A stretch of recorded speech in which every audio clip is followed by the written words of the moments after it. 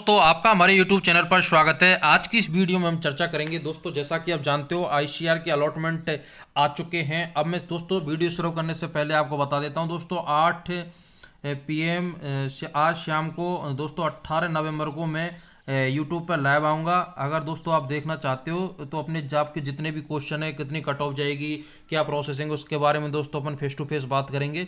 तो दोस्तों देखना ना भूलें आप 8 PM अनिल एलन चैनल पर। दोस्तों मैं आपको बता देता हूं सबसे पहले कि आपका रिजल्ट आ चुका है, जैसा कि आप स्क्रीन पे देख पा रहे हो दोस्तों। अब आपको सीट अलॉट स्टार्ट हो गई है। अब दोस्तों आपको डॉक्यूमेंट्स आपको अपलोड करने हैं। ये डॉक्यूमेंट्स अगर आपको अपलोड करने हैं दोस्तों, ये 20 नवंबर तक आपको अपलोड करने हैं। इसके अलावा दोस्तों end of online documents verification by the university दोस्तों 22 तारीख तक आपके जो ये डॉक्यूमेंट्स है इनको यूनिवर्सिटी वेरीफाई करेगी। इसके अलावा दोस्तों आपको एंड ऑफ री सबमिशन ऑफ, तो दोस्तों आपको दोबारा से मौका दिया जाएगा 23 तारीख को शाम को 12 बजे तक। फिर एंड ऑफ वेरिफिकेशन, दोबारा से दोस्तों यूनिवर्सिटी इसको देखेगी एक बार आपके डॉक्यूमेंट्सों को। इसके बाद दोस्तों जैसा कि आप स्क्रीन पे देख पा रहे हो एंड ऑफ सीट, तो दोस्तों आपको जो सीट है ये इसकी फीस जो 10,000 रुपये वो पर स्टूडेंट को जमा करनी है। और आपको दोस्तों घबराना नहीं है। हो सकता है जिस कॉलेज की 5,000 फीस है आपको अच्छा कॉलेज मिला हो, या दोस्तों जिस कॉलेज की ज़्यादा फीस है, अगर ज़्यादा फीस है तो आपको 10,000 में कुछ बाद में इंक्लूड कर देने। अगर आपको कम फीस है तो दोस्तों कुछ रुपए आपके रिफंड हो जाएंगे, तो आपको घबराना नहीं है। इसके अलावा एंड ऑफ फीस दोस्तों, अगर आपको ऑनलाइन रिपोर्टिंग का जो टाइम है यूनिवर्सिटी का, वो आपको 25 तारीख को वहाँ पहुँचना ही पहुँचना 5 बजे तक। अगर दोस्तों एक बार आपको रिपोर्ट करना बनेगा। अगर दोस्तों आप रिपोर्टिंग में नहीं पहुंचोगे तो ये समझा जाएगा कि आप आईसीआर में इंटरेस्टेड नहीं हो, इसलिए आप रिपोर्टिंग के लिए नहीं आई हो। इसके बाद दोस्तों अगर हो सकता है जैसे आपने 1 से लेके 10 तक चॉइस फिल की है दोस्तों, और आपको कॉलेज मिला है माना कि दोस्तों 8वें नंबर का, और आप 8वें नंबर से सेटिस्फाई नहीं हो, आपको दोस्तों तो वहाँ जाके अपग्रेडेशन का जो फॉर्म है वो भरना है, उस पर टिक लगाना। अगर आपका ऑनलाइन कॉलम आता है तो दोस्तों हो सकता है जैसे ये शुरू के ये 7 कॉलेज हैं, इनमें हो सकता है दोस्तों 2-2 सीट खाली रह जाए, तो आपके नंबरों के अकॉर्डिंग ये नहीं पहला मिल जाए। अगर आपके नंबर हैं और दोस्तों और भी तो स्टूडेंट हैं, हो सकता है आपको 7th मिल जाए, हो सकता है आपको 6 मिल जाए, हो सकता है 5th मिल जाए, हो सकता है 4th मिल जाए। तो दोस्तों हो सकता है ऐसा भी हो सकता है कि 8वें कॉलेज से फर्स्ट राउंड में आपको 6 मिले, फिर आपको अपग्रेडेशन का फॉर्म भरना है। हो सकता है दोस्तों कुछ स्टूडेंट नीट में निकल जाएं, तो आपको 3rd राउंड में दोस्तों हो सकता है 4th मिल जाए।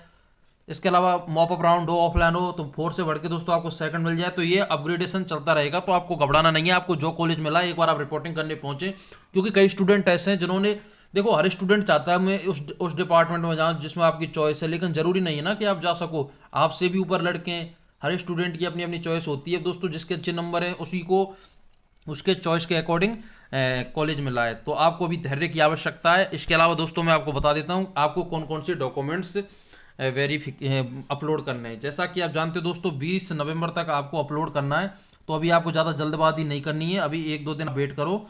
अभी दोस्तों 20 तारीख तक शाम को 5 बजे तक डॉक्यूमेंट्स अपलोड करने। और आईसीआर के बारे में तो दोस्तों आप जानते ही हो सकता है इसमें एक दो दिन अप डाउन हो जाए, हालांकि अपन को जो फिक्स टाइम दिया अपन उसी पे काम करें।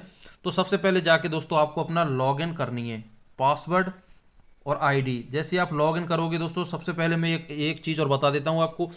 जिन स्टूडेंटों ने अभी प्रिंट नहीं निकलवाया अपना अलॉटमेंट लेटर का, वो प्रिंट निकलवा लें। इसके अलावा दोस्तों आप अपने रिजल्ट का प्रिंट निकलवा लें, क्योंकि कई बार ऐसा हो जाता है कि वो प्रिंट को आईसीआर वाले हटा देंगे। फिर आपके पास जब आपकी ऑफलाइन काउंसलिंग के लिए जब आप कॉलेज में जाओगे रिपोर्टिंग करने, तब आपको वो प्रिंट की आवश्यकता पड़ेगी।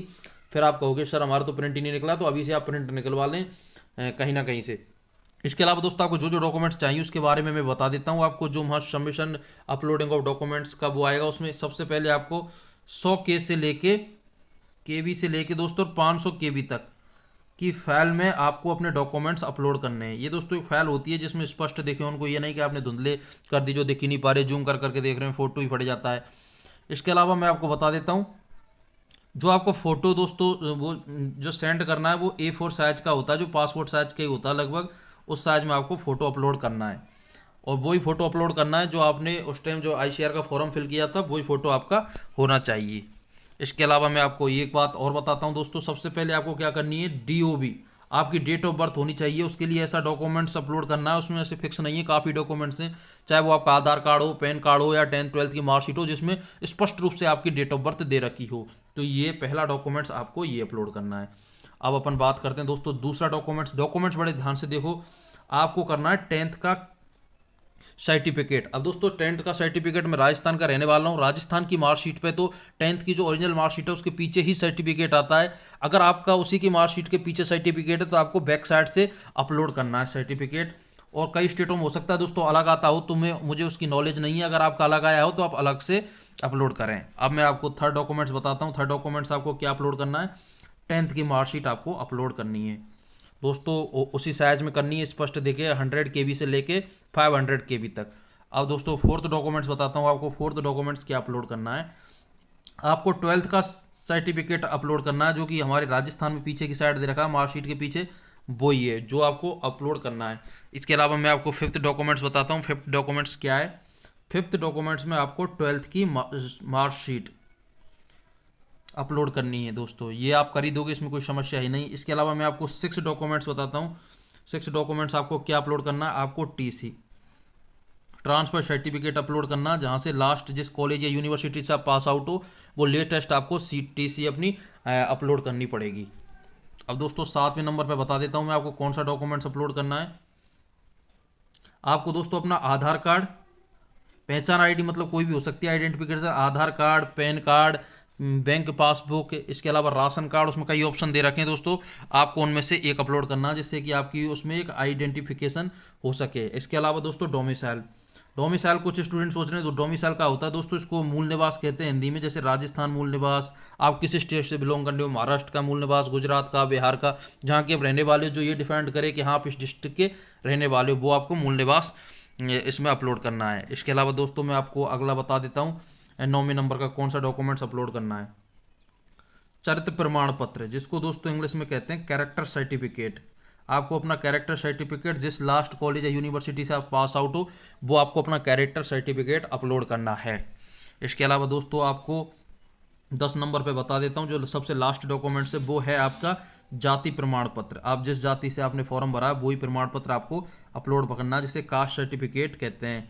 तो दोस्तों ये आपको डॉक्यूमेंट्स अपलोड करने हैं 20 नवंबर शाम 5 बजे से पहले पहले। इसके अलावा दोस्तों आप लास्ट दिन का भी वेट ना करें, हो सकता है उस दिन साइट की कोई प्रॉब्लम आ जाए या फिर कई बार नेटवर्क नहीं आता कई रूरल एरिया में। और दूसरी बात ये काम जो आप खुद कर रहे हैं दोस्तों, आपसे मिस्टेक हो सकती है। आप किसी भी जो जहां आप रहते हो वहाँ एक हर जगह पॉपुलर 1-2 ई मित्र की दुकान या कंप्यूटर वालों की दुकान होती है, तो वहाँ जाके ही आप ये सारा काम करें, क्योंकि आपको कॉलेज मिल चुका है। अब आप लापरवाही ना करें। इसके अलावा 10,000 रुपये आप जमा कराएं, वो हर स्टूडेंट को जमा कराना कंपलसरी है। अगर आपको ऐसा कॉलेज मिलता है जिसकी फीस कम है तो आपके पैसे रिफंड हो जाएंगे, और ऐसा कॉलेज मिलता है जिसकी फीस 10,000 से ज़्यादा, तो 10,000 उसमें इंक्लूड होके अदर पेमेंट आपको बाद में करना पड़ेगा।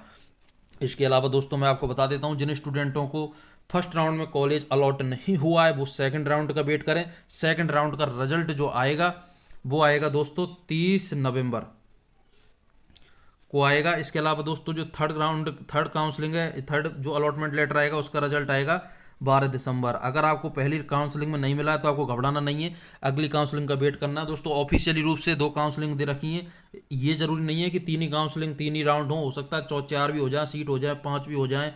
इसके अलावा मॉपअप राउंड भी हो जाए। इसके अलावा दोस्तों ऑफलाइन काउंसलिंग भी हो जाए, कई राउंड होंगे, तो आपको वेट करना है और आपको मिल जाएगी। तो दोस्तों आज शाम को 8 बजे मैं लाइव आऊँगा। अगर आपको एक किसी ग्रुप में जोड़ना है दोस्तों, मैंने ग्रुप बना रखा है ICR का, तो आप इस नंबर पे मैसेज करके सेंड कर सकते हैं, आपको मैं एक ग्रुप में जोड़ दूंगा। दोस्तों ये मेरा नंबर है 7357221224।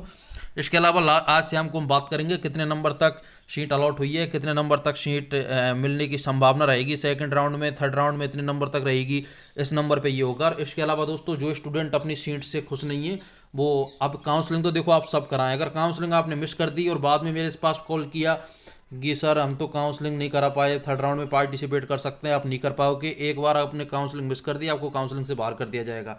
इसके अलावा कुछ स्टूडेंट के डाउट ये हैं कि सर सेकंड काउंसलिंग और थर्ड काउंसलिंग के लिए कोई अलग से रजिस्ट्रेशन कराने होंगे क्या। भाई आपको बिल्कुल रजिस्ट्रेशन नहीं कराना, अभी तक ऐसी कोई अपडेट नहीं आई है। ये जो आपने एक बार रजिस्ट्रेशन कर दिया यही आपका वैलिड रहेगा। अगर इसके बावजूद भी कोई ऐसी अपडेट आती है तो हम आपको तुरंत इन्फॉर्म करेंगे।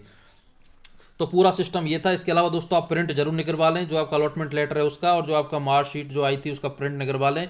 आपको जब कॉलेज में रिपोर्टिंग के टाइम जाना है तो उस टाइम आपको वो भी डॉक्यूमेंट्स चाहिए। उसके अलावा जो ये 10 डॉक्यूमेंट्स बताएं, इसके अलावा आपको रिजल्ट चाहिए, आपका एडमिट कार्ड, और ये जो बच्चे कुछ जितने भी डॉक्यूमेंट्स हैं ये चाहिए।